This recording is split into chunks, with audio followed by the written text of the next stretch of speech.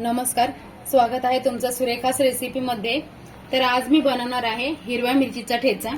तर हिरव्या मिरचीचा ठेचा बनवण्यासाठी आपण जे मिरच्या आणतो बाजारातून, तर ह्या अशा एकदम कोवळ्या मिरच्या आणायच्या, म्हणजे आपला ठेचा जो आहे तो तिखट होत नाही।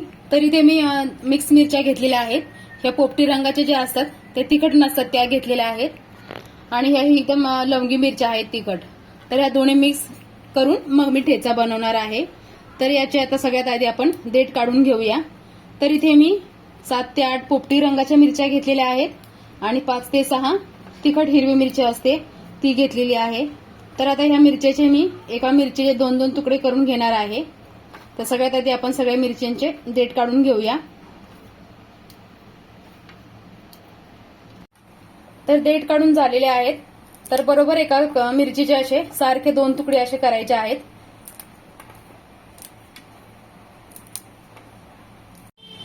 तर हे बघा, मिरच्यांसाठी मी इथे अर्धी वाटी शेंगदाणे घेतलेले आहेत।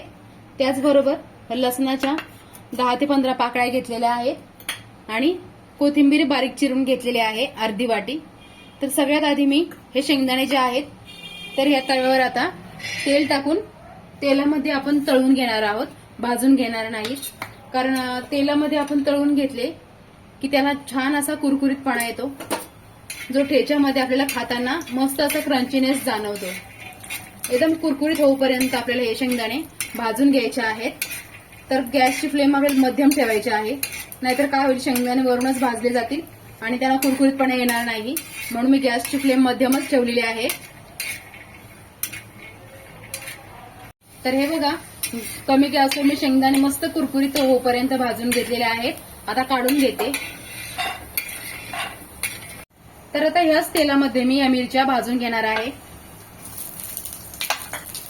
तुम्हाला जर तिखट ठेचा आवडत असेल तर तुम्ही फक्त हिरव्या मिरच्या रंगाच्या मिरच्या ज्या आहेत त्या घेतल्या तरी चालतील। तर आपल्या मिरच्या सुद्धा मिरच्यावर डाग पडूपर्यंत चांगल्या भाजून घ्यायच्या आहेत। मिरच्या चांगल्या भाजून घेतल्या की ठेचा आपला तिखट होत नाही आणि खायला सुद्धा चांगला चवदार होतो। तर हे बघा, आपल्या मिरच्यांचा कच्चापणा निघून गेलेला आहे आणि चांगल्या आता ह्या मिरच्या भाजलेल्या आहेत। तर याच्यामध्ये मी आता हा लसूण घालते। तर हा लसूण जो आहे तो आपल्याला काय भाजून नाही घ्यायचा। आपण जर लसूण भाजून घेतला तर मग ठेचीची टेस्ट जी असते ती चांगली लागत नाही। तर मला आता फोटो काढून घ्यायचा आहे, म्हणून मी याच्यामध्ये हे सगळं घातलेलं आहे। तर मी हे नंतर खलबत्त्यामध्ये कुटून घेणार आहे। तर आता हे सगळं मी काढून घेते आणि हे गरम असतानाच आपल्याला खलबत्त्यामध्ये कुटून घ्यायचं आहे, किंवा तुम्ही तव्यावर सुद्धा रगडू शकता। तर मी नेहमी खलबत्त्यामध्येच कुटते। हे बघा, इथे खलबत्ता घेतलेला आहे, याच्यामध्ये आता घालते आणि चवीनुसार याच्यामध्ये आता मीठ घालते।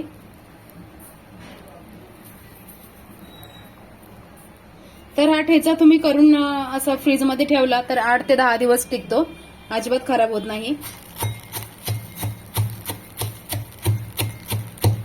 आणि थोडं जाडसरच आपल्याला कुटून घ्यायचं आहे, जास्त बारीक नाही करायचा। जाडसर कुटून घेतला की त्याची टेस्ट पण छान लागते।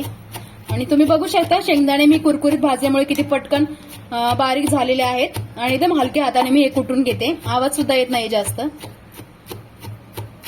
असं गरम असतानाच कुटून घ्यायचं, म्हणजे सगळं आपल्याला जसं पाहिजे तसं व्यवस्थित कुटता येतं।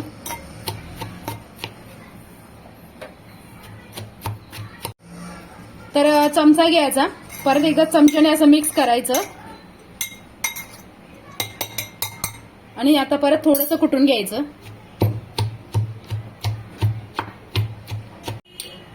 तर हे बघा, काही सेकंदामध्येच आपला हा ठेचा आता कुटून झालेला आहे।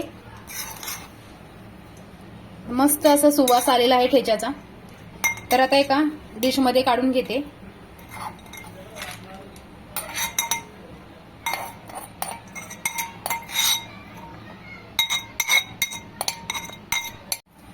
आता ठेचा काढून घेतलाय, आता याच्यामध्येच मी आता कोथिंबीर घालणार आहे।